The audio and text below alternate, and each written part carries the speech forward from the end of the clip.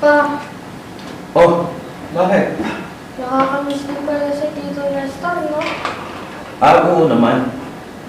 Alam mo, naalala ko tuloy yung una ko siyang makilala. Inaway-away pa ako noon. Pwede ba kitang makausap?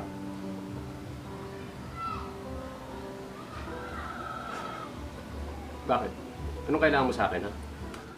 Wala akong pake! Hindi ko kailangan magbago. Malakas na ako. Hindi gaya yung mga reliyoso na mga mahihinang nilalang. Hindi kami mahihinang nilalang. Last na! Last na! Okay, hanggang sa muli natin pagkikita. At sana, magkita pa nga tayo. Sana hindi na tayo magkita. Alis na!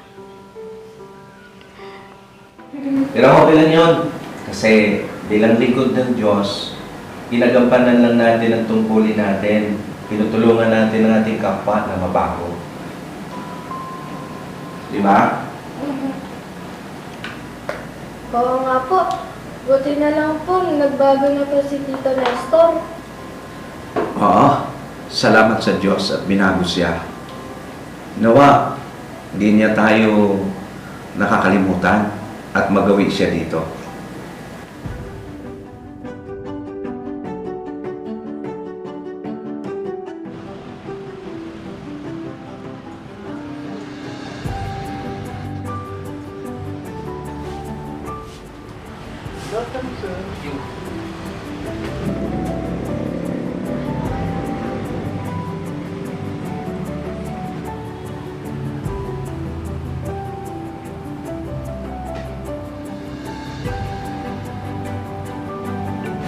Sir, good afternoon po. Ano pangarap niyo?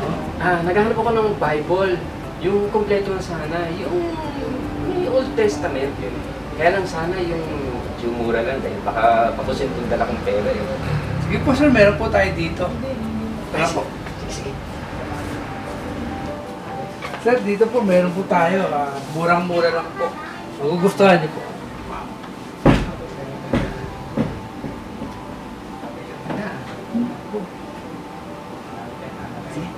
Sige po.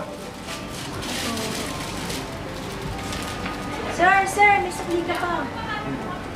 Keep the change. Thank you po. You're welcome.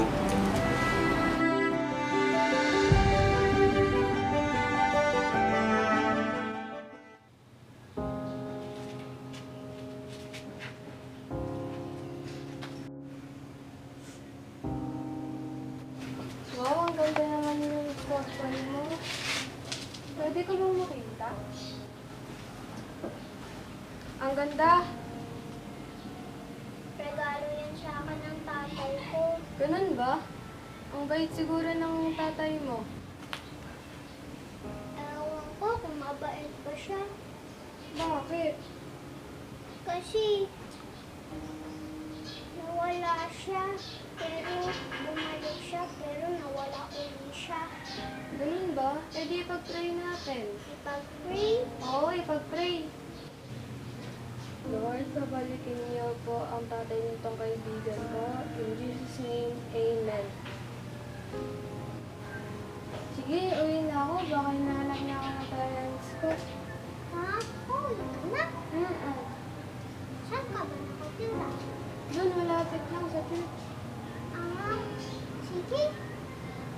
Kung gusto mo, pagdating ng tatay mo, punta kayo sa church namin. Sige. Oh, eto oh. Huwag mo na. Hiramin mo muna yan.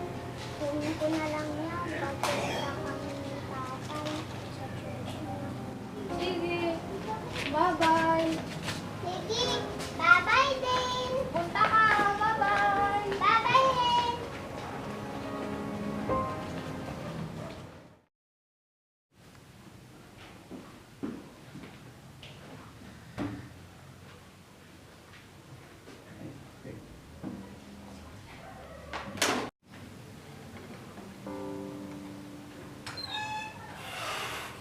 Store? Store? Oh, kumusta? Nestor, butit na bisita ka. Ayos lang naman ako sa awa ng Panginoon. Ang totoo, kaya ako napapunta dito dahil gusto kong sumama doon sa Ano ba tawag ito? Street... Street mission. Yun! Pag street mission. Ay, pwede ba, Pastor? Oo, tamang-tama. At ako'y naghahanda na para sa pag-street mission. Wait! Sakto dating ko. Sige, Pastor. Tara na. Magandang hapon po sa lahat. Ang susunod po na magpapahayag ng salita ng Diyos, itong ating kapatid, Brother Nestor.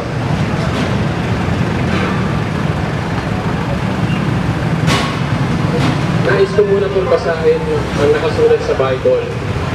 Dito po sa John 3:16.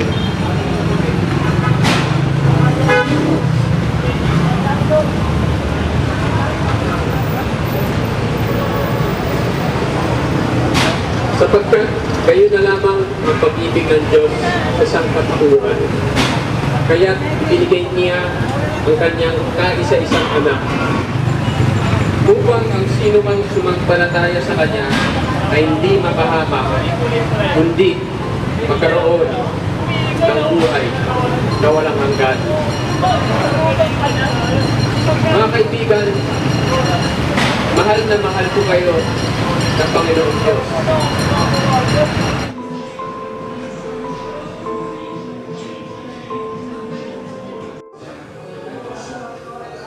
Wow, ang ganda. Oh, tingnan mo. Ang ganda ng sinasabi niya. Wow, tingnan mo, be, oh. Oh, halika kayo, oh. Tingnan niyo to, oh. Tingnan niyo to, be.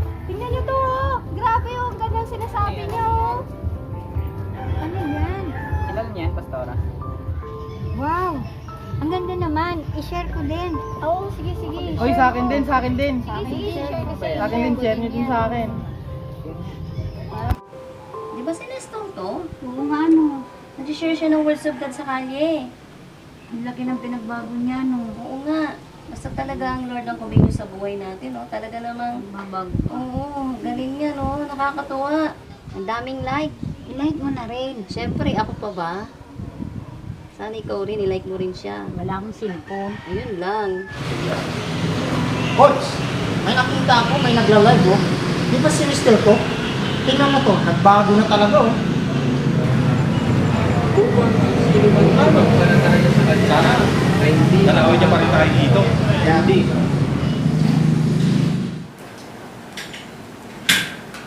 Sakto ka.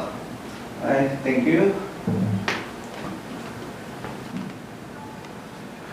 Alam mo, sigurado akong natutuwa ang Diyos sa'yo kanina.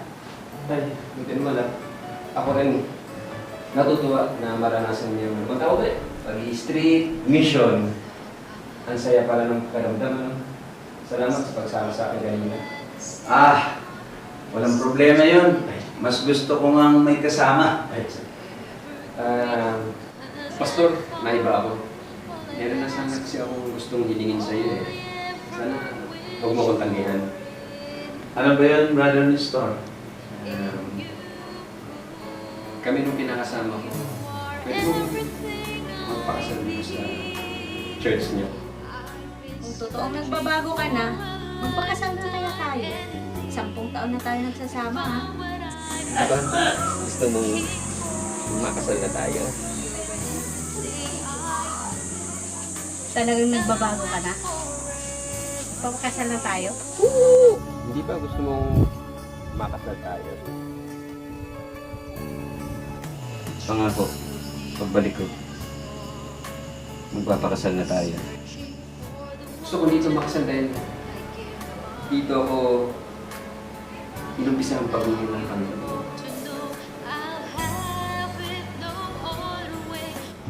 Sa wakas, Brother Nestor, nakilala ko na rin ang magulang mo. Ay, sa totoo lang, tagal ko silang gusto madala dito sa church niyo. Welcome na welcome kayo dito, ha? Ay, sis, baka gusto mo na mag-date, samahan kita sa kwarto. Sige. Diyan muna kayo. Sige. Mamaya naman may kilala na si Pastor. Sa ngayon kasi nagkakagano siya para sa kasal. Wait na tayo. Ay, magama pala kayo? Oo. Good ka, no? Opo. Tama pala. Ito na yung pinahiro mo sa akin. Thank you, ah. Welcome. Okay. Itinarangal ko na ipakilala sa inyo ang bagong kasal. Mabuhay ang bagong kasal!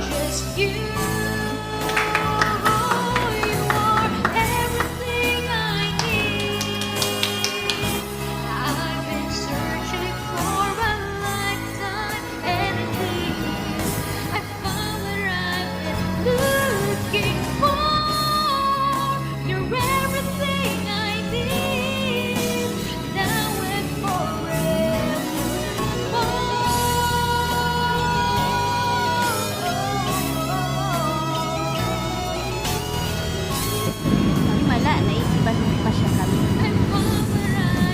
Oo. Gusto ko kasi makabawi sa inyo. Lalo na ngayon, kasal na tayo. Salamat, tinupad mo ang pangako mo at nagbago ka na nga talaga. Oo. Salamat sa Panginoon. Binago niya ako.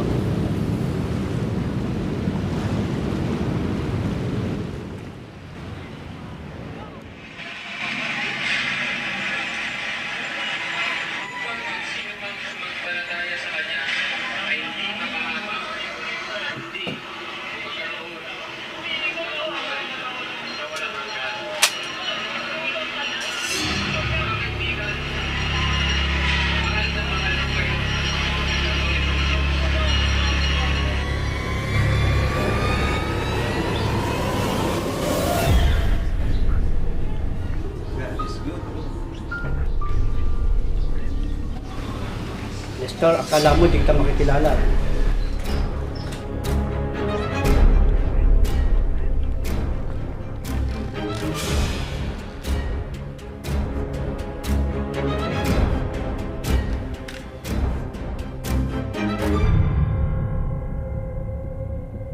Saan mo gagamitin yan?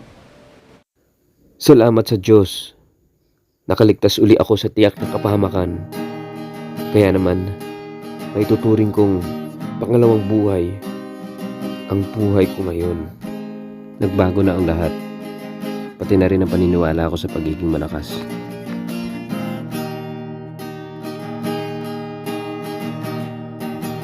Ngayon, ang paniniwala ko, ang malakas ay dapat kayang magbahagi.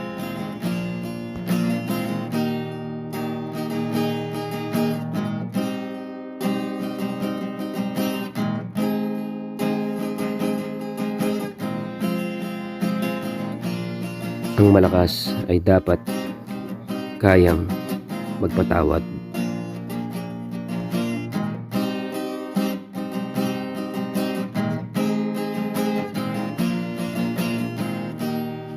Ang malakas ay dapat kayang magmahal.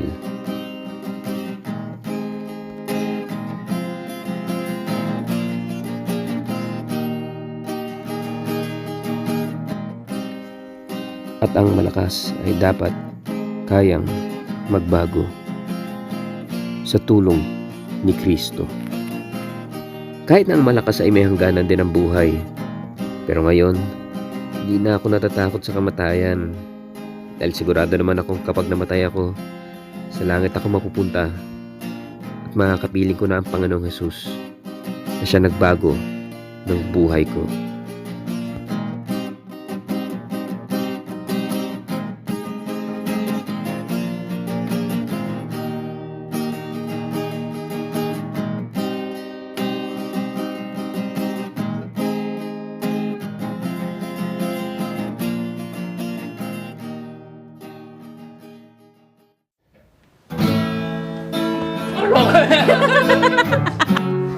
Gusto ba kitang makausap? Pwede ba kitang makausap? Pwede.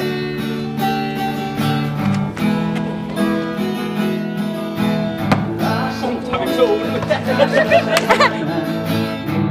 Ako sa kadiliman, bawat araw ko'y ang langit, bawat umaga'y walang pag-asa, galing buod sa puso'y nalaba, alak Diyos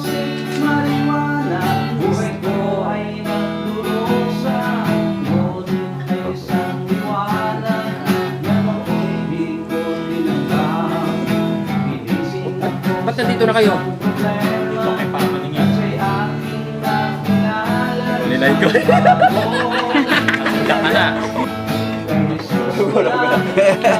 Maria lang! Hi! Hi!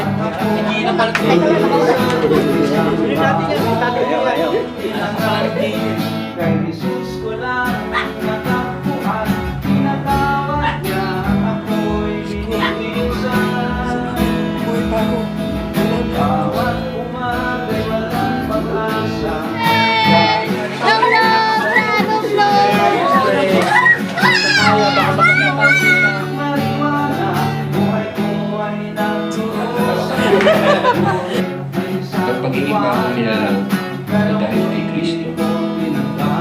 Siya ang nagbibigay.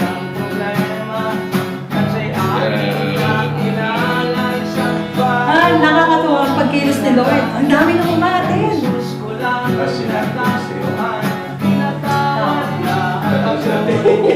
Pagkiwala ka na. Sila matiwala.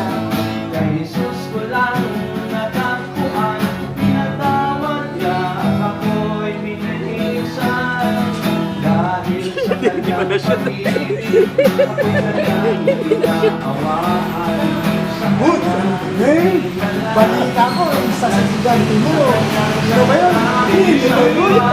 Hinistor! Nagbago na! Yung itsura niya! Ibang pagbabago ngayon.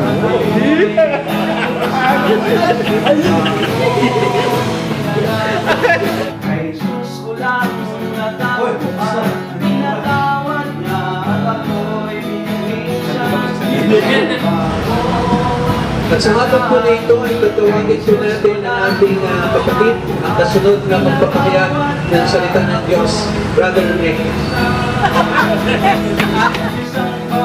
Isa lang siya kung gusto sa iyo. Ano kung mabuntang dito? Ano ba yun, brother Nick?